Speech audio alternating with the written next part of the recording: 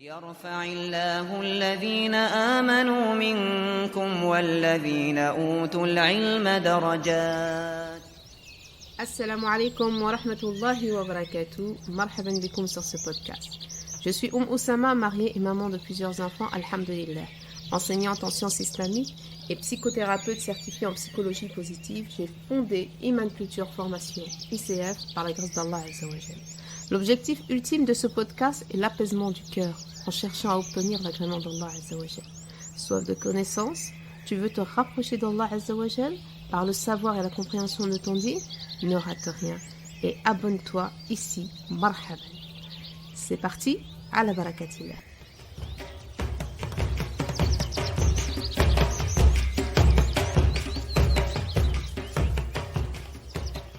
أعوذ بالله من الشيطان الرجيم بسم الله الرحمن الرحيم الحمد لله نحمده ونستعينه ونستغفره ونعوذ بالله من شرور أنفسنا ومن سيئات أعمالنا من يهدي الله فلا مضل له ومن يضلل فلا هادي له وأشهد أن لا إله إلا الله وحده لا شريك له وأشهد أن محمدا عبده ورسوله.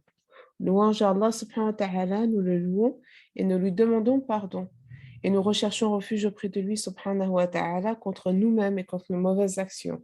Celui qu'Allah guide ne sera point perdu, et celui qu'Allah subhanahu wa ta'ala égare ne sera point guidé, qu'Allah subhanahu wa ta'ala nous préserve. Et je témoigne que le seul qui mérite l'adoration est Allah subhanahu wa ta'ala, et que Muhammad sallallahu alayhi wa sallam est son serviteur et messager, alayhi salatu salam. Marhaban bikunna jami'an. Donc, Inch'Allah, on va reprendre notre voyage, Inch'Allah.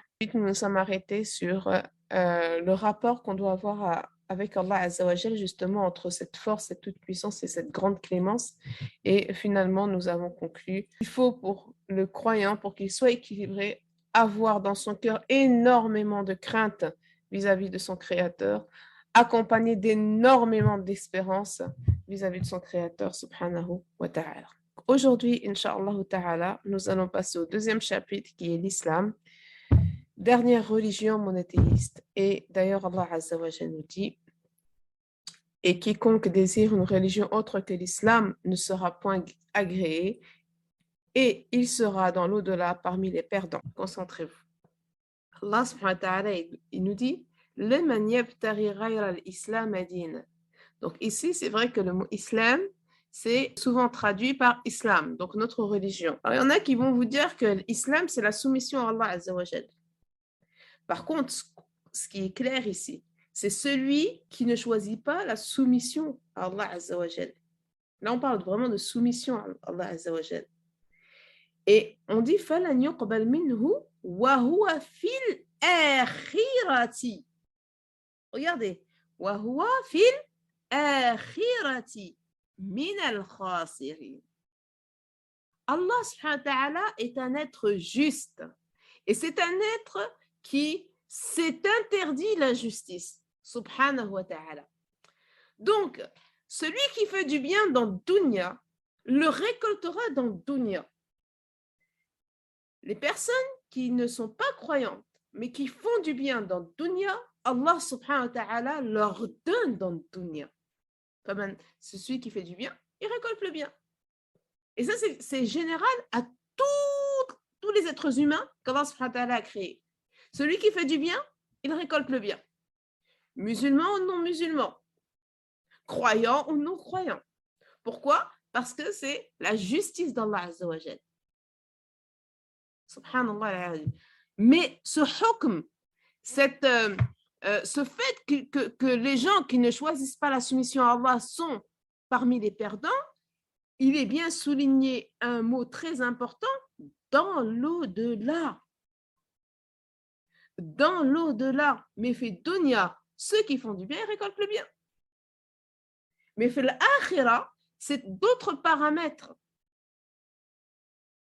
Dans les paramètres de l'akhira, ces gens-là seront min al-khasirin. Pourquoi? Parce qu'ils ont refusé de se soumettre à Allah Azza wa Jal. Mais dans le dunya, Allah subhanahu wa ta'ala les récompense. Preuve, au jour d'aujourd'hui, on parle encore de ces personnes-là. Donc, elles ont gagné quand même le succès, entre guillemets, et la reconnaissance. Hein, la reconnaissance, c'est un cadeau d'Allah. Combien de personnes travaillent et personne ne reconnaît leur travail? Mais le fait justement qu'il y ait une reconnaissance, que les gens les acclament, que les gens en parlent jusqu'au jour d'aujourd'hui, ça, c'est un cadeau d'Allah Azza wa Jal.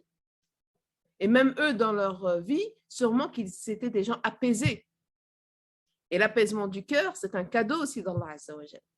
Et donc, fi dunya, j'en suis sûre que ces bonnes personnes ont récolté des bonnes choses. C'est sûr. Mais fil akhira, les paramètres sont différents. Alors, parce que souvent, on nous dit, oui, mais ces gens-là, il y a beaucoup de gens qui sont bien, il leur manque juste la shahada pour être parmi les meilleurs musulmans. C'est vrai. Mais Allah guide qui il veut, il égare qui il veut. Subhanahu wa ta'ala. Il a le droit de faire ce qu'il veut de ses créatures. Par contre, moi, ce que je peux dire, c'est que dans le dunya, ces gens-là, Allah subhanahu wa ta'ala va les récompenser. Parce que là, quand il parle de khasirin, d'être parmi les perdants, il précise que c'est dans l'akhirah. Subhanallah al-azim. Oui, parce que il faut se poser les bonnes questions pour être proche d'Allah Azza wa Jal et pour être bien dans sa tête et dans son cœur et pour avoir al-yaqin, c'est-à-dire la certitude de la grandeur d'Allah, de l'être d'Allah Azza wa Jal. Il ne faut pas hésiter à se poser les questions qui dérangent. Parce que ça, c'est une question qui dérange. Quand on dit, tiens, subhanallah, des personnes comme ça qui ont fait énormément de bien, ils vont tous aller en enfer. Pas juste. Beaucoup vous diront, c'est pas juste. Et même nous, on pense que c'est pas juste. Mais Allah, lui, est juste. Celui qui a travaillé fait dunya, il gagne fait dunya. Mais celui qui a travaillé pour dunya et l'akhira, il va gagner pour dunya et l'akhira. Ces gens-là, ils ont travaillé pour dunya. Et dans dunya, ils ont gagné. L'akhira, c'est autre chose. Parce que là, dans notre vie, on travaille pour les deux mondes. On se lève le matin, on va travailler, on récolte un salaire, on projette, on a des enfants. Tout ça, c'est dunya. La différence entre le croyant et le non-croyant, c'est qu'il travaille aussi pour l'akhira. Quand on se prosterne devant Allah Azza wa Jal, quand on jeûne pour Allah Azza wa Jal, quand on destine toutes nos actions à Allah Azza wa Jal, là, on est en train de travailler pour l'akhira. C'est pour ça que les intentions sont très importantes, parce que c'est les intentions qui vont déterminer la valeur de notre action. Celui qui a fait la hijra pour Allah et son prophète, elle sera comptée pour une hijra destinée à Allah et son prophète. Par contre, celui qui a émigré pour épouser une femme ou pour une autre raison, sa hijra sera comptée pour épouser cette femme et pour les autres raisons. Et cette position, elle est aussi applicable aux musulmans. Ce n'est pas parce qu'on est croyant que tout ce qu'on fait est destiné à Allah. Non. Tout ce qu'on fait est destiné à Allah à condition qu'on y mette l'intention. Innamal a'malu binniyat. Les actes ne valent que par l'intention. Et ça, c'est important. Il se peut que tu fasses ta vaisselle, subhanallah, tu peux gagner des hasanat. Tu fais ta vaisselle, tu dis, allez, je suis fatiguée, mais fils à village, je vais la faire. Tu fais ton ménage, toi, subhanallah, tu fais ton ménage chez toi, le ménage, c'est quelque chose qu'on fait pratiquement tous les jours. Et bien, si tu le destines à Allah Azza wa Jal, c'est une action qui va être bonne pour toi, pour dunya wal akhira. Tu vas travailler, je ne sais pas, peut-être que tu es infirmière, tu vas travailler, tu vas soigner les malades. Si déjà de beau matin, tu dis, Allah, facilite-moi ce travail, Allah, fasse que à travers ce travail, je te satisfais, ya Allah. Cette action, toi, tu prends, tu sors de chez toi, tu fermes la porte, tu te diriges vers l'hôpital pour travailler, et bien sache, ma soeur, que même comme ça, tu travailles pour dunya parce que tu auras ton salaire à la fin du mois, mais tu travailles aussi pour l'akhira parce que dans ton intention, tu as mis l'agrément d'Allah Azza wa Jal. Subhanallah al-azim. Et ça, c'est magnifique. Ça, c'est la grandeur d'Allah Azza wa Jal. Et là, on voit la miséricorde d'Allah Azza wa Jal. C'est pour ça que Allah subhanahu wa ta'ala nous dit فَمَنْ يَعْمَلْ مِثْقَالَ ذَرَّةٍ خَيْرًا يَرَهُ وَمَنْ يَعْمَلْ مِثْقَالَ ذَرَّةٍ شَرًّا يَرَهُ. Celui qui fait un atome de bien, il le verra. Et celui qui fait un atome de mal, il le verra. Subhanallah. Donc, il suffit de tourner toutes nos actions vers Allah Azza wa Jal pour qu'à chaque action que nous faisons, nous gagnions al-akhir. Subhanallah. Voilà, donc je voulais vraiment m'arrêter sur ce verset qui est très important parce que souvent on s'arrête à la première partie, celui qui désire obscurir sera, et puis on oublie dans l'au-delà et on passe directement parmi les perdants. Alors, l'islam. Et puis, quiconque Allah veut guider, فَمَنْ يُرِدِ اللَّهُ أَنْ يَهْدِيَهُ يَشْرَحْ صَدْرَهُ لِلْإِسْلَامِ. Donc, devenir musulman, chers sœurs, devenir une adepte de l'islam est un cadeau d'Allah Azza wa Jal. Pourquoi? Parce que celui, فَمَنْ يُرِدَ اللَّهُ يَهْدِيهِ يَشْرَحْ لَهُ صَدْرَهُ لِلْإِسْلَامِ. Celui qu'Allah veut guider, il lui ouvre la poitrine vers l'islam. Il lui ouvre le cœur à l'islam.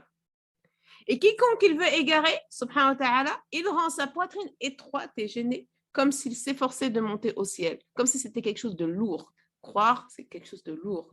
Ainsi, Allah inflige sa punition à ceux qui ne croient pas. Subhanallah. Donc, celui qu'Allah veut guider, qu'est-ce qu'il fait? Il le dirige vers quoi? Vers l'islam. C'est pour ça que je vous ai dit tout à l'heure que même les croyants d'autres religions, si vraiment, ils recherchent wajh Allah Azza wa Jal, ils recherchent la face d'Allah Azza wa Jal, Allah subhanahu wa ta'ala va les guider, ils vont cheminer jusqu'à arriver finalement dans l'islam, d'où les conversions. Subhanallah al-Ali al-Azim.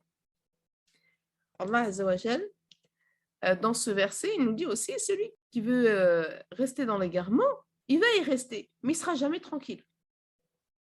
Il ne sera jamais tranquille. Subhanallah. L'islam, nous allons le voir, n'est pas uniquement une religion de foi. Ça veut dire que ce n'est pas juste « je crois en Allah, ça me suffit ». Non.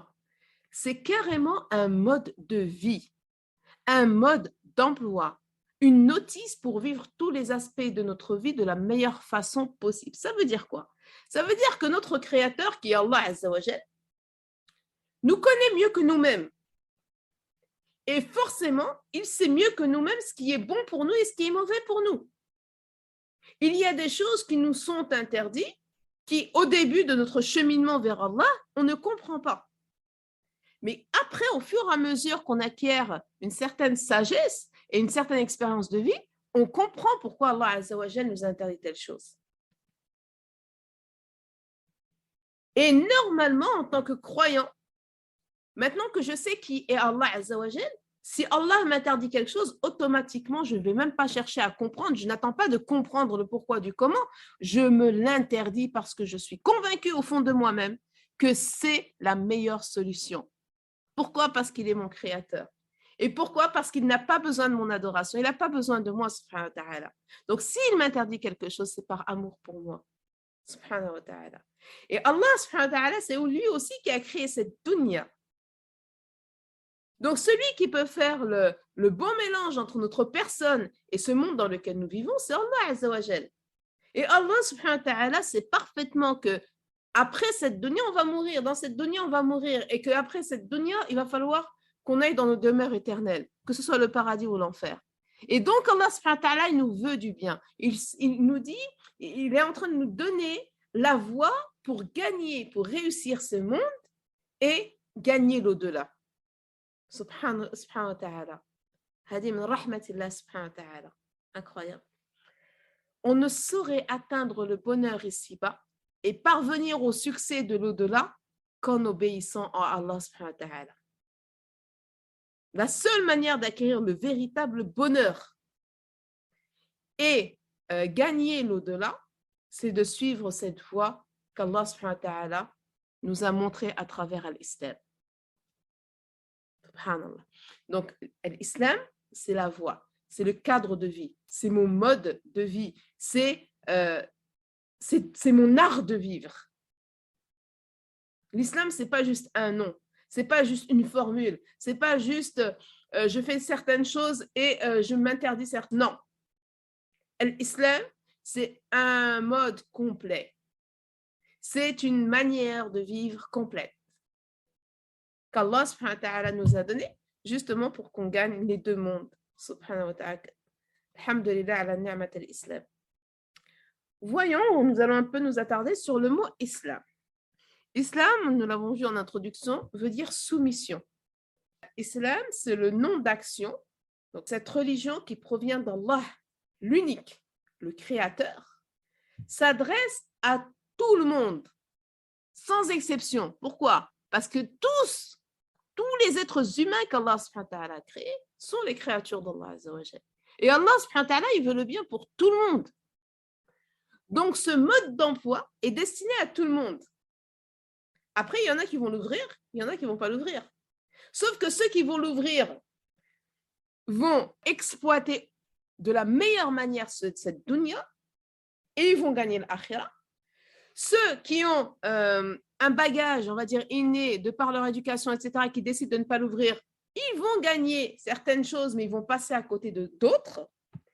Et ceux qui sont mutakabbirin, qui sont orgueilleux, qui croient tout savoir, pensent qu'avec leur cerveau, ils vont pouvoir gérer cette vie et gagner les deux mondes, ou du moins gagner ce monde-là. C'est exactement comme quand on achète un meuble.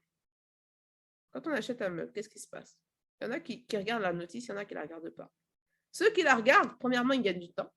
Deuxièmement, ils font les choses correctement. Et troisièmement, ils exploitent au maximum le meuble acheté. Ceux qui sont bricoleurs un peu, qui ont une petite base et qui ne regardent pas la notice, ils vont monter, mais ils vont passer à côté de pas mal de petites choses. Donc le meuble, il va être monté, il va ressembler à quelque chose, mais il ne sera pas top. Et celui qui, pour lui, la notice, ça ne sert à rien, il va perdre énormément de temps. Finalement, il ne va même pas le monter, ce meuble. Donc nous, si on veut exploiter au maximum la dunya et gagner la meilleure place sur l'akhira, on a intérêt à suivre ce mode d'emploi qui est l'islam. Par conséquent, adhérer à cette religion, devenir musulman, ça veut dire quoi? Puisqu'on dit que l'islam, c'est la soumission à Allah. Et Allah, c'est qui? C'est l'unique, c'est le créateur, c'est celui qui m'a fait, c'est l'unique, subhanahu wa ta'ala. Il n'y a pas un autre être comme lui. Donc, il n'y a pas un autre être qui peut me donner une meilleure voie que la sienne. Il est mon créateur, il sait qui je suis. Donc, il n'y a pas meilleur être pour me dire comment exploiter au maximum cette dunya pour gagner l'akhira.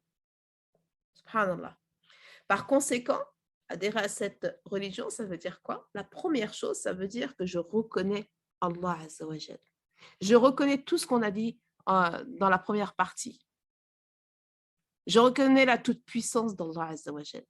Je reconnais son pouvoir, subhanahu wa ta'ala. Je reconnais qu'il est le maître des mondes, subhanahu wa ta'ala. Je reconnais aussi sa clémence et sa miséricorde. Ça, c'est la première chose. Deuxième point, lorsque je me dis musulmane, j'accepte les enseignements révélés à son dernier prophète. J'accepte le message d'Allah. J'accepte le mode d'emploi qu'Allah subhanahu wa ta'ala m'a transmis à travers Muhammad sallallahu alayhi wa sallam. Voilà les deux composantes, les deux bases du musulman. C'est de croire, de reconnaître Allah subhanahu wa ta'ala dans tout ce qu'on a dit, d'accepter les enseignements qu'il nous révèle à travers ses prophètes, à travers Muhammad sallallahu alayhi wa sallam notamment. Et le troisième point qui est extrêmement important, c'est qu'on est musulman, réellement musulman qu'à condition de se soumettre volontairement. Une personne qui dit Ashhadu an la ilaha illallah wa ashhadu anna Muhammadan Rasulullah sous la contrainte, certes il est musulman parce qu'il y a des règles, mais est-ce qu'il est le musulman par excellence? Non. Peut-être qu'il ne reconnaît même pas Allah. Donc s'il ne reconnaît pas Allah, il ne va pas reconnaître ses enseignements. Donc le fait de s'y soumettre volontairement est important. C'est pour ça qu'Allah subhanahu wa ta'ala nous dit dans le Coran, la ikraha fi din, nulle contrainte en religion, car la guidée est distincte de l'égarement. Celui qui rejette Shaitan et qui croit en Allah, celui-ci a saisi l'anse la plus solide. Donc, al-urwati wuthqa. Celui qui choisit Allah Azza wa Jal, il a choisi la corde la plus solide, parce que dans ce monde, il faut s'attacher. Il faut s'attacher à quelque chose. La chose la plus solide à laquelle je peux m'attacher, c'est justement ça. C'est justement al-urwatul wuthqa. C'est justement cette corde solide qui nous mène à Allah subhanahu wa ta'ala, qui nous lie à Allah azza wa jal. C'est la seule chose à laquelle je dois m'attacher. Allah subhanahu wa ta'ala est audient et omniscient, on l'a vu, subhanahu wa ta'ala. Wallahu sami'un alim. Donc, je répète, l'islam, c'est quelque chose de volontaire. Le fait d'y adhérer volontairement est une condition pour être un bon musulman. Ah, beaucoup d'entre eux, vous allez me dire, mais ça, c'est évident. Non, ce n'est pas évident, chère sœur. Celui qui veut profiter pleinement de dunya, il faut vraiment qu'il prenne conscience de qui est Allah azza wa jal d'une part.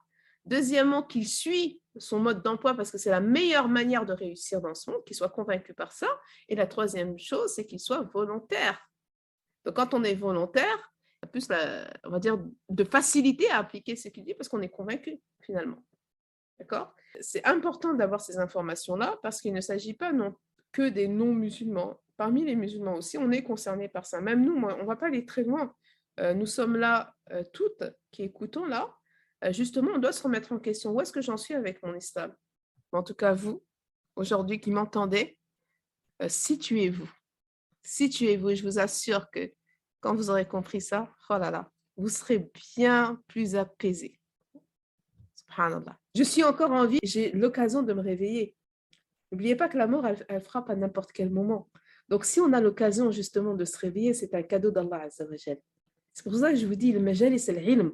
Les assises de ilm, c'est des assises de lumière. Et quand on a l'occasion de réserver un temps pour nous rapprocher d'Allah subhanahu wa ta'ala par la science, il faut sauter sur l'occasion. Subhanallah. Non, c'est une chance.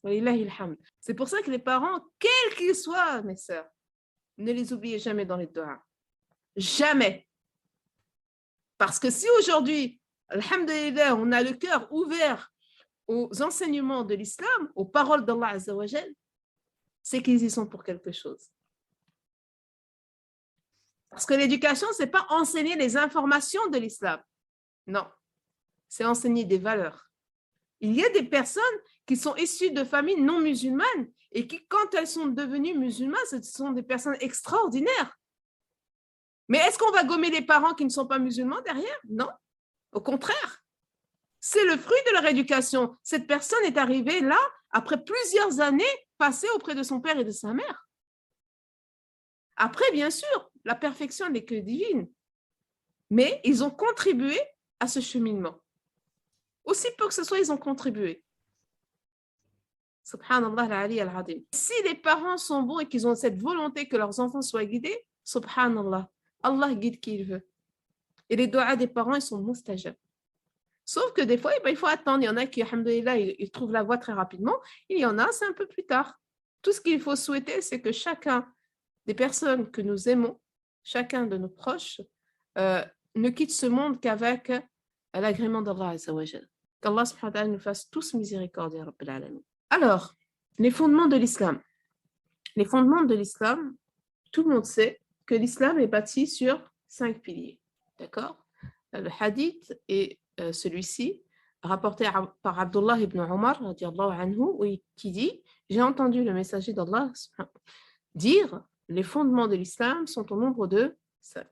Okay? L'attestation qu'il n'y a de Dieu qu'Allah et que Muhammad sallallahu alayhi wa sallam est le messager d'Allah. » On va s'arrêter sur chaque pilier et on va comprendre, on va approfondir chaque pilier. Enfin, approfondir. On n'est pas dans un cours de aqida, d'accord? Mais on va approfondir et on va en sortir le fruit, bien zubda comme on dit. L'attestation de foi, comme on l'a vu précédemment, c'est la base. C'est le début de l'islam. C'est pour ça que miftah al-islam, pour rentrer dans l'islam, c'est juste une phrase. Ce n'est pas la prière. On n'attend pas que tu fasses la prière pour devenir musulman. On n'attend pas que tu fasses des aumônes pour devenir musulman. On n'attend pas que tu ailles au hajj pour devenir musulman. Par contre, il y a une chose que tu es obligé de faire pour rentrer dans l'islam, pour rentrer dans din Allah, dans la religion d'Allah azza wa jal, c'est d'attester. Et attester, ça veut dire confirmer qu'il n'y a de Dieu que Allah et que Muhammad sallallahu alayhi wa sallam est messager. Donc ça, c'est la base même de la foi. Et cette base permet à l'être humain de garder une certaine humilité. Parce que je reconnais la grandeur d'Allah Azza wa Jal. Je reconnais aussi le message transmis à travers Mohammed sallallahu alayhi wa sallam. Donc, il y a quelqu'un au-dessus de moi. Non seulement il y a Allah Azza wa Jal, mais il y a aussi Mohammed sallallahu alayhi wa sallam. Et quand on vit comme ça en sachant qu'il y a toujours quelqu'un au-dessus de nous, on garde une certaine humilité dans la vie. Et ça, c'est très important. Ensuite, le deuxième pilier, c'est as-salat, l'accomplissement de la prière. Donc, au début, on parle de foi, on parle de croyance, on parle de ce qui se passe à l'intérieur de nous. Ensuite, juste après, le deuxième pilier, parce que l'ordre est très important, le deuxième pilier, c'est salat. La salat, c'est un acte de dévotion totale. Parce que salat en elle-même, toute seule, à quoi elle sert? Bon, maintenant, on peut comparer à des exercices, d'accord? Des exercices physiques pour se maintenir en forme. Et franchement, il y a mieux que ça. Mais subhanallah, la prière en elle-même, c'est vraiment un moment où je fais des gestes qui, pour quelqu'un qui n'est pas musulman, il ne comprend pas, ça n'a pas de sens. Donc, c'est vraiment un acte de dévotion. Et cet acte de dévotion vient confirmer mon premier pilier. Parce que quand je dis Ashhadu an la ilaha illallah wa ashhadu Muhammad Rasulullah, et puis après je me dis, ben voilà, moi je confirme mon attestation de foi par l'aumône, non, c'est faux. L'aumône, tout le monde peut la faire. On l'a vu, l'abbé Pierre, Mandela et encore plein d'autres personnes qui sont très généreuses et qui Mohammed comme messager. Par contre, la prière à salat, qui fait salat? Qui fait salat subh, dhuhr, asr, maghrib? Que celui qui est dévoué à Allah. Que celui qui a reconnu Allah subhanahu wa ta'ala. Que celui qui a reconnu Mohammed sallallahu alayhi wa sallam comme messager d'Allah. Donc l'acte de dévotion par excellence, c'est as-salat. Et c'est salat qui confirme la parole Ashhadu an la ilaha illallah wa ashhadu anna Muhammadan Rasulallah. Subhanallah. Donc d'où l'importance de salat. Ensuite, troisième pilier, az-zakat. Az-zakat. Qu'est-ce qu'on peut déduire de zakat?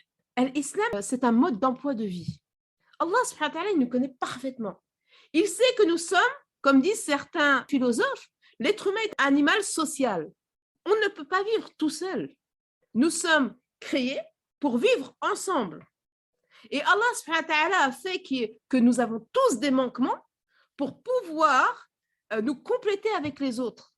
Et ça, c'est une miséricorde d'Allah Azza wa Jal. Comme Allah sait que nous devons vivre ensemble, il y a des manquements dans chacun. La perfection n'est que divine, mais l'humanité entière est une perfection. Donc finalement, notre imperfection est une perfection divine. Nous ne sommes pas parfaits, mais finalement, nous sommes parfaits parce que nous sommes la création d'Allah Azza wa Jal et parce que nous complétons l'autre. Donc finalement, nous sommes parfaits. Subhanallah, la première partie, c'est vraiment nous, la relation avec Allah Azza wa Jal, mais Allah, il sait parfaitement que nous sommes avec les autres. Donc, il va imposer aussi des règles qui vont améliorer notre relation avec les autres.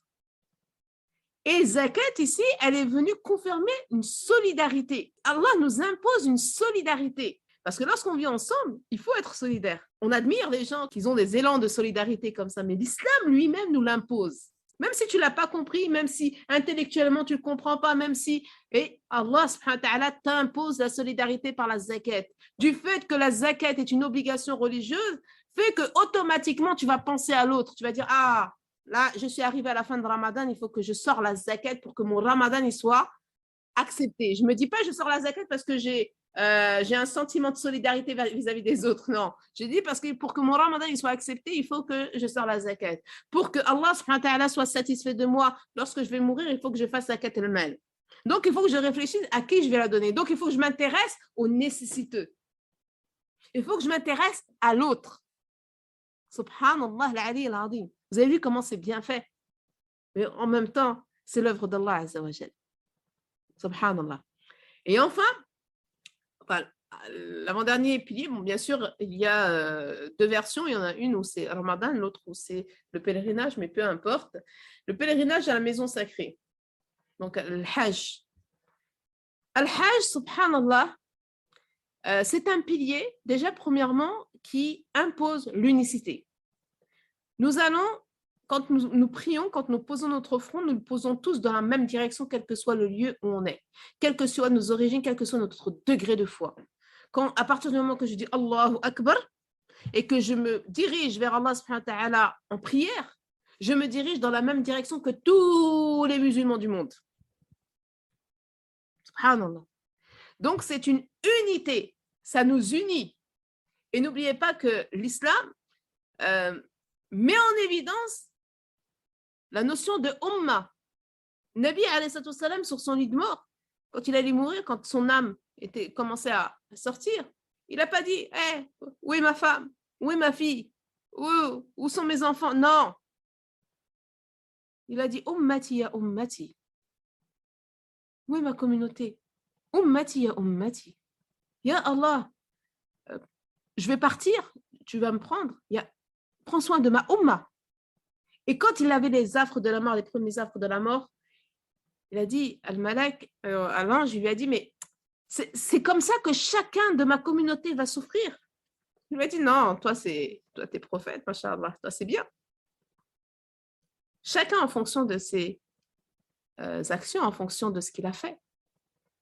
Qu'est-ce qu'il a dit, alayhi salam?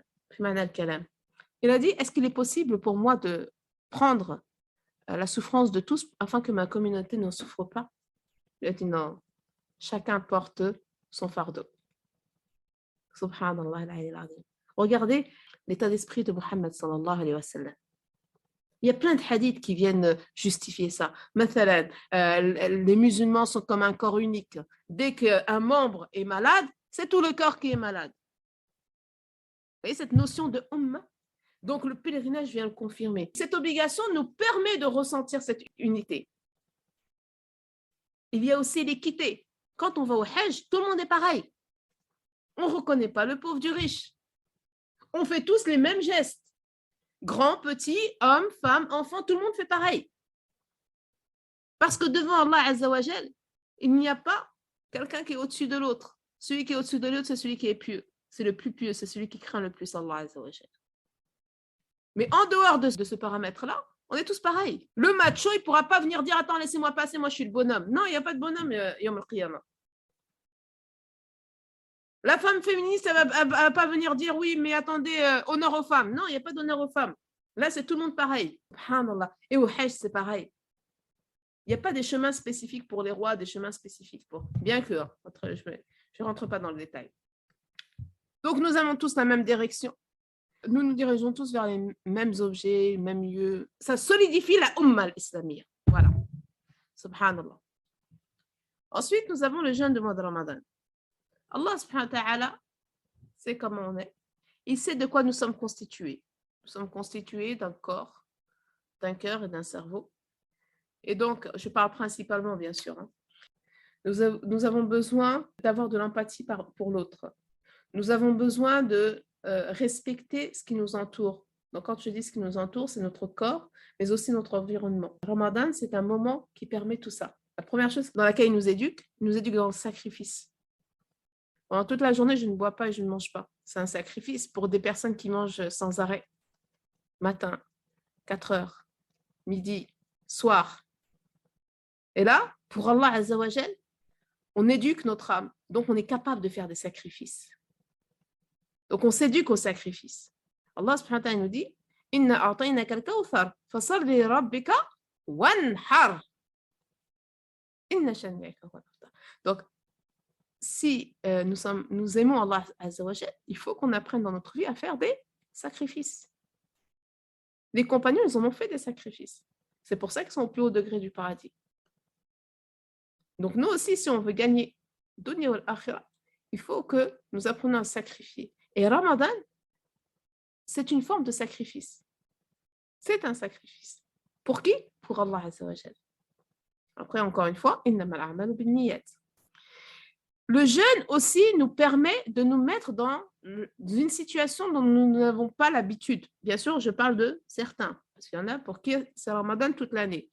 Mais le fait justement, pour une personne qui vit une vie confortable et qui se retrouve à ne pas manger toute la journée, elle peut avoir de l'empathie. Pour les personnes qui n'ont pas à manger, toute la journée, qui mange une fois par jour, ou même peut-être une fois par 3 jours, une fois par semaine. Donc, ça crée une certaine empathie en nous. Et en même temps, le jeûne, ça nettoie notre cœur, ça purifie notre corps. Non, tout le monde en parle, hein, c'est devenu à la mode en ce moment. On parle beaucoup d'alimentation, on parle beaucoup d'hygiène alimentaire, on parle beaucoup de détox, etc. Mais Allah subhanahu wa ta'ala l'avait imposé déjà depuis la nuit des temps. Ramadan est une détox pour le corps. Ramadan, le jeûne du mois de Ramadan, un mois complet. Regardez, Allah nous a imposé un mois complet. Les autres jeûnes ne sont pas obligatoires. Mais il aurait pu nous imposer 3 jours, 4 jours. Non, il nous a imposé un mois complet. Parce que c'est exactement ce qu'il faut pour que ça ait un effet sur notre corps. Un effet de nettoyage profond de notre corps. Subhanallah al-Ali al-Azim.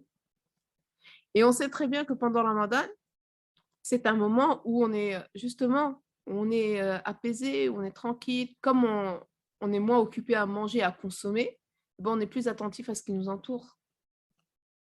Subhanallah.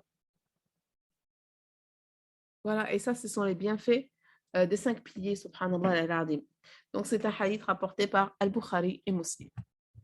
Alors, mais pourquoi je dois croire? D'accord, j'ai compris qu'Allah subhanahu wa ta'ala est mon Seigneur, que Mohammed est son messager, qu'il y a une religion, mais pourquoi je ne suis pas obligée de croire? Je peux dire qu'Allah, il est grand, l'unique, et prendre le mode d'emploi finalement. C'est un peu ce qui est fait de manière indirecte. Hein. Il y a plein de gens qui prennent les bénéfices de l'islam et qui ne sont pas croyants. Mais Allah subhanahu wa ta'ala, il répond à cette question. Il dit, pensez-vous que nous vous avons créé sans but? أفحسبتم أنما خلقناكم عبثا, et que vous ne seriez pas ramenés vers nous? وأنكم إلينا لا ترجعون. Vous croyez que vous vivez comme ça? Vous croyez qu'Allah il vous a créé comme ça? Et vous pensez qu'il n'y a pas de fin à cette vie? Et qu'à un moment, vous n'allez pas revenir de là où vous venez? C'est-à-dire d'Allah Azza wa Jal. Je dois croire parce que ce monde il n'est pas éternel. Parce que je vais mourir, je vois des gens mourir, je vois des gens quitter ce monde-là. Et forcément, je me pose la question, est-ce qu'il y a quelque chose après cette mort? Mais comme il y avait quelque chose avant cette mort pour toute personne douée d'intelligence, avant ma naissance, il y avait un monde. Donc, si je parle qu'avec la logique, je me dis, si avant ma naissance, il y avait un monde, sûrement qu'après ma mort, il doit y avoir quelque chose. Je viens forcément de quelque part. Donc, de là où je viens, je vais y retourner. Subhanallah al-Azim. Deuxième raison, Allah subhanahu wa ta'ala nous dit, et quiconque invoque avec Allah une autre divinité sans avoir de preuves évidentes, aura à rendre des comptes à son Seigneur. Celui qui nous a donné cette intelligence avec laquelle nous réfléchissons, celui qui nous a donné ces yeux avec lesquels nous regardons, celui qui nous a donné ces oreilles avec lesquelles nous entendons, cette bouche avec laquelle je vous parle aujourd'hui, à un moment, il faut payer tout ça. La facture, elle sera là. C'est pas possible de profiter de tout ça comme ça, sans rien. Non, à un moment, il faut donner des comptes. Subhanallah. Et en vérité, les mécréants ne réussiront pas. Pourquoi? Parce qu'il n'y a pas de reconnaissance de leur part. Quelqu'un est parti à Carrefour et s'est acheté une paire de pieds? Non? Subhanallah. Donc, kullu man alayha fan, il y a aussi une autre raison, c'est parce que on voit que tout ce qu'on voit dans notre vie disparaît. Que ce soit les choses, les animaux, mais aussi les êtres humains que nous sommes. Tous les jours, il y a des morts. Tous les jours, il y a des gens qui quittent ce monde. Combien de personnes étaient là l'année dernière, aujourd'hui ne sont plus. Donc, ça me pousse normalement à croire. Subhanallah al-Azim. Et enfin, et ceux qui croient et pratiquent les bonnes œuvres, ceux-là sont les gens du paradis, où ils demeureront éternels. C'est une promesse d'Allah. Allah nous parle. Il nous dit, ceux qui font du bien, d'accord, et qui se dirigent vers Allah, ils vont avoir une belle vie éternelle. C'est pour ça qu'il vaut mieux pour moi y croire. Pourquoi? Pour que je puisse réussir ce monde-là et l'autre. Parce que si je ne crois pas, comme on l'a dit tout à l'heure, on peut gagner de dunya. Ah, je vais être un footballeur professionnel, machallah, j'aurai le succès, l'argent, tout ce qu'il faut. Mais est-ce que ça te suffit? Est-ce que dans ton cœur, tu seras apaisé? Parce que bon, tout ça, on peut l'acheter. On peut acheter la maison, on peut même acheter les gens de nos jours. Mais est-ce que tu peux acheter l'apaisement de ton cœur? Non, ça, tu ne peux pas l'acheter. Subhanallah. Et donc, l'apaisement de ton cœur, elle est dans quoi? Dans ta croyance. Et vous savez aussi, la raison numéro 1 pour laquelle je dois croire, c'est parce que la croyance en Allah est innée en chacun d'entre nous. Et donc, si je n'éclore pas cette fleur qui est en moi, c'est-à-dire que chacun d'entre nous, on a cette petite tige de croyance. Mais il y en a qui vont l'exploiter et ça va devenir une fleur magnifique. Et puis, il y en a qui vont la laisser comme ça, fermée. D'accord? Donc, du fait que la croyance soit en moi de manière innée, en tant qu'être humain, vaut mieux pour moi croire pour pouvoir être épanoui. Parce que ce besoin de croire est là. Si je ne l'assouvis pas, je ne serai pas totalement épanouie. Subhanallah. Alors, cet islam que nous avons vu qui gère notre vie de A à Z finalement, puisque c'est un mode d'emploi, c'est un art de vivre, on va voir quels sont quelques bienfaits de cet islam. Déjà, premièrement, l'islam, c'est quelque chose qui nous apporte énormément d'avantages quand il est bien appliqué. Exemple.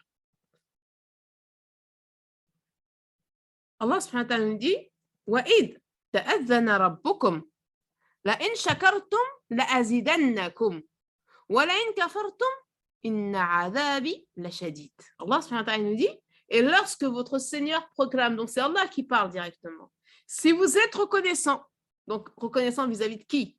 Reconnaissant de quoi? De tous les bienfaits que tu as autour de toi. Vis-à-vis de qui? Vis-à-vis de celui qui te les a donnés, c'est-à-dire qui? Allah subhanahu wa ta'ala. Donc, si tu es reconnaissant vis-à-vis d'Allah Azza wa Jal, très certainement, c'est une certitude, chère sœur, j'augmenterai mes bienfaits pour vous. Plus on reconnaît Allah subhanahu wa ta'ala, plus on remercie Allah subhanahu wa ta'ala pour les biens qu'il nous a donnés. Quand je parle de biens, je ne parle pas que des biens matériels. Parmi les biens, on l'a cité tout à l'heure, nos yeux, nos oreilles, notre bouche, notre cœur, notre cerveau, nos familles, nos enfants, pour celles qui en ont. Tout ce qui nous entoure est un bien qui provient d'Allah Azza wa Jal. Donc, si je remercie Allah Azza wa Jal, si je reconnais que tous ces biens me proviennent de lui, qu'est-ce qui se passe? Allah, il m'en rajoute. À chaque fois que je suis reconnaissante, Allah m'en rajoute. Mais si vous êtes ingrat, mon châtiment sera terrible. Donc, si vous n'êtes pas reconnaissant, Allah subhanahu wa ta'ala vous donnera la récompense de cette méconnaissance. Allah subhanahu wa ta'ala nous préserve. Un autre état d'esprit de l'islam. Et là, franchement, il faut attardez-vous, s'il vous plaît. Écoutez-moi. عن عبد الله بن عمر رضي الله عنهما قال رسول الله صلى الله عليه وسلم أعطوا الأجير أجره قبل أن يجف عرقه. D'après Abdullah ibn Umar radiallahu anhuma, le prophète sallallahu alayhi wa sallam a dit: donnez à l'employé son salaire avant que sa sueur ne sèche. C'est un exemple parmi tous les exemples qui existent. Moi, j'ai voulu prendre celui-ci parce qu'en général, les gens ne le connaissent pas. Donc, ici, l'islam nous dit quoi? Nous dit, celui qui détient le pouvoir, tu dois craindre Allah Azza wa Jal. Et celui qui est sous le pouvoir de quelqu'un doit craindre Allah Azza wa Jal. Parce qu'il enseigne à celui qui a le pouvoir de respecter celui qui est gouverné ou celui qui est sous son pouvoir. Pour Allah Azza wa Jal. Ici, par exemple, demande à l'employeur, à celui qui fait travailler quelqu'un, de se hâter à lui remettre son salaire avant même que sa sueur ne sèche. Et comme c'est un ordre, ou plutôt une recommandation, ou bien quelque chose qui nous provient du divin, d'Allah Azza wa Jal, c'est pour ça quand on a dit la première ouverture à l'islam, c'est al-shahada an la ilaha illallah wa anna Muhammadan Rasulullah, qui doit imposer dans notre cœur quoi? De l'humilité. Donc même si je suis chef, même si j'ai des biens, même si je suis riche, même si j'ai des centaines et des centaines d'employés à ma charge, je reste humble devant Allah Azza wa Jal. Et du fait que je sois humble devant Allah Azza wa Jal, qu'est-ce qui se passe? Je deviens respectueux envers mes employés. Pourquoi? Parce que l'islam me l'impose. Et pareillement, le Nabi alayhi salam nous dit dans un autre verset, فَمَنْ عَمَلَ عَمَلًا فَيُتْقِنَهُ. Celui qui fait quelque chose, qu'il le fasse bien, parfaitement. Donc, ça veut dire que si je travaille pour quelqu'un, quel que soit le travail que je fais, je dirige mon attention vers Allah. Donc, du coup, si je fais quelque chose, je le fais bien. Dans cette situation-là, tout le monde est content, tout le monde est heureux et il n'y a pas d'abus de pouvoir. Subhanallah, vous avez vu l'islam, comment il gère tout. Tout est géré par notre belle religion. Tout est géré par Allah Azza wa Jal. Pourquoi? Parce qu'il nous connaît parfaitement. Subhanallah.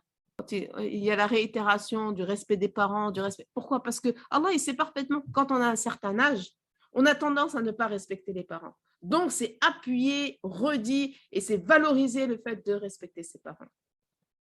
Donc, l'islam, c'est une religion magnifique. C'est une religion complète. C'est un mode de vie complet.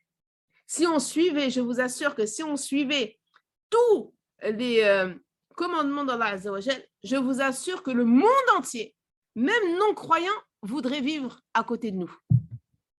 Aujourd'hui, c'est le contraire. Nous-mêmes, les musulmans, on cherche à aller loin des musulmans. Nous, les musulmans, on cherche à vivre loin. Quand on a un peu de bien ou autre, qu'est-ce qui se passe? Moi, je connais beaucoup de gens qui habitent dans les quartiers et dès qu'ils ont, alhamdoulilah, un peu les moyens, qu'est-ce qu'ils décident de faire? Ils décident d'aller vivre dans des quartiers un peu plus calmes, un peu plus propres, là où il y a moins de musulmans. C'est grave quand même, mais c'est une réalité. Alors que normalement, c'est le contraire. Normalement, les non-musulmans, tellement on applique tout, parce que l'islam nous demande de respecter les voisins. L'islam nous demande de ramasser ce qu'il y a par terre. On a des hasanats quand on ramasse ce qu'il y a par terre, on va le voir juste après. Mais, l'islam est une religion normalement qui doit faire de nous des gens admirables. Une communauté admirable. Subhanallah al-Ali al-Azim. Justement, le comportement et la foi. Le comportement et la foi, vous allez voir, sont très, très, très liés. Ibn al-Qayyim, rahmatullah alayhi, a dit « Toute la religion n'est que bon comportement. Quiconque a un meilleur comportement que toi est donc plus fidèle à la religion que toi. » Et là, cette parole, elle est puissante. Parce qu'on croit que c'est celui qui connaît le plus de choses dans l'islam qui est le plus musulman. Là, j'insiste sur le plus musulman. Non. Dans les choses visibles et qu'on peut capter, qu'est-ce qui fait que la personne est meilleure que l'autre? C'est son comportement. Après, dans l'invisible, c'est la crainte. Mais comme ça, au premier abord, ce qui nous permet de dire que tel est meilleur que l'autre, c'est le comportement. Donc, si tu as dans ta tête, tu as appris par cœur tout le Coran et que tu as un mauvais comportement, tout le Coran que tu as appris ne sert à rien. En tout cas, en face d'une personne qui connaît que Surat al-Fatiha, et qui a un bon comportement, et bien celle-ci, elle pèse plus lourd que toi qui as appris tout le Coran. Subhanallah al-Ali al-Adi. D'ailleurs, Abu Huraira rapporte que le prophète sallallahu alayhi wa sallam a dit « Les croyants ayant la foi la plus parfaite sont ceux qui ont le meilleur comportement. Et les meilleurs d'entre vous sont les meilleurs avec leurs épouses. » Donc, moi, je m'attarde uniquement sur la première partie. Donc, les meilleurs sont ceux qui ont les meilleurs comportements rapportés par Abu Huraira. Donc, de la bouche de notre bien-aimé sallallahu alayhi wa sallam. Inna Rasulullah sallallahu alayhi wa sallam la yantiqu ala al-hawa. Nabi alayhi wa sallam ne parle pas dans le vent. Lorsqu'il parle, Nabi alayhi wa sallam, c'est qu'il est inspiré par Allah azza wa jal. Donc, le bon croyant, c'est celui qui a le bon comportement. Et justement, dans un autre hadith, on voit que le bon comportement se fait même dans les plus petites choses. Subhanallah. D'après Abu Dhar, radiallahu anhu, le prophète sallallahu alayhi wa sallam a dit « Un sourire à ton frère est une aumône. » Subhanallah. Un sourire, c'est une aumône. Et c'est quoi une aumône? C'est une sadaqa. Et la sadaqa, c'est quoi? C'est un culte qui est voué à Allah azza wa jal. C'est une adoration à Allah azza wa jal. Donc quand tu souris à quelqu'un, c'est une aumône, tu as des hasanat. Tu veux une sadaqa, c'est comme si tu donnais à un pauvre. Subhanallah. Sourire à ton frère est une aumône. Ordonner le bien et interdire le mal est une aumône. Subhanallah. Agir pour la justice, c'est une aumône. Guider une personne perdue est pour toi une aumône. Une personne qui est perdue, qui ne connaît pas son chemin, qui vous dit, excusez-moi, est-ce que vous savez où se trouve le carrefour de je sais pas quoi? Le fait de répondre à cette personne et de la guider alors qu'elle est perdue, ça c'est bien sûr, c'est le sens, le premier sens. Subhanallah, tu as des hasanat. Que dire de celui qui est perdu dans sa tête et dans son cœur et que, alhamdoulilah, tu arrives avec un conseil qui l'éclaire. Subhanallah. Et bien dans les deux cas, tu as des hasanat parce que tu as fait une aumône. Subhanallah. Le fait d'enlever du chemin ce qui gêne, comme on l'a dit tout à l'heure, ce qui gêne, une épine, un os, n'importe quoi qui dérange sur la route, c'est une aumône. Tu as une canette là qui a été jetée par je ne sais qui, au lieu de dire ah c'est dégueulasse et puis de la contourner, ben non, je la prends, je la jette à la poubelle. Tu as des hasanat en faisant ça. Subhanallah al-Ali al-Azim. Verser de ton seau vers le seau de ton frère est pour toi une aumône mathalan. Alors là, je vous donne un peu le contexte. À l'époque, quand ils faisaient le wudu, les gens prenaient des seaux d'eau. D'accord? Vous savez que l'eau, ce n'est pas comme aujourd'hui, on ouvre le robinet et puis on a des litres et des litres qui sortent. Non, c'est aussi une des conditions de l'eau pour que ce soit accepté. Et on n'a pas le droit de gaspiller l'eau. D'accord? Donc, eux, ils avaient des seaux. Et des fois, il ne restait plus beaucoup d'eau. Qu'est-ce qu'ils faisaient, les compagnons? Ils versaient pour que celui qui arrive après eux, il trouve de l'eau pour pouvoir faire ses ablutions. Et bien, ça aussi, c'est une aumône. Exemple. Vous êtes dans le métro, il y a une personne âgée, vous vous levez pour que cette personne s'assoie, c'est une aumône. Toutes les bonnes actions qu'on fait sont des aumônes. Subhanallah al-Ali al-Azim. Et celui qui guide un malvoyant est pour toi une aumône. Donc quelqu'un qui assiste une personne qui en a besoin, c'est une aumône. Subhanallah al-Ali al-Azim. C'est-à-dire que toutes ces actions, aussi petites qu'elles soient, sont une adoration d'Allah Azza wa Jalla. Allah est satisfait de nous lorsqu'on fait des choses comme ça. Subhanallah al-Ali al-Azim. Donc, c'est un hadith rapporté par Ibn Habban. Voilà, chères sœurs, ce qu'est l'islam. Nous terminerons bi'idhnillahi ta'ala avec Muhammad sallallahu alayhi wa sallam. Barakallahu fik pour ton écoute et ton attention. Qu'Allah subhanahu wa ta'ala fasse de cet épisode un enseignement bénéfique pour ta vie d'ici-bas et celle de l'au-delà. Pour continuer l'aventure, rejoins-nous sur le groupe Telegram intitulé L'Islam et la femme, dans lequel tu pourras poser toutes tes questions et profiter de plein d'autres surprises, Inch'Allah ta'ala. Abonne-toi ici pour ne rater aucun épisode et merci de noter celui-ci de 5 étoiles afin qu'un grand nombre de personnes en profitent, tout comme toi. Qu'Allah subhanahu wa ta'ala te récompense dans les deux mondes. Bismillahirrahmanirrahim. Wal asr. إن الإنسان لفي خسر إلا الذين آمنوا وعملوا الصالحات وتواصوا بالحق وتواصوا بالصبر اللهم علمنا ما ينفعنا وانفعنا بما علمتنا وزدنا علما نافعا يا رب العالمين اللهم صل وسلم على سيدنا محمد وعلى آله وصحبه أجمعين سبحان ربك رب العزة عما يصفون والسلام على المرسلين والحمد لله رب العالمين.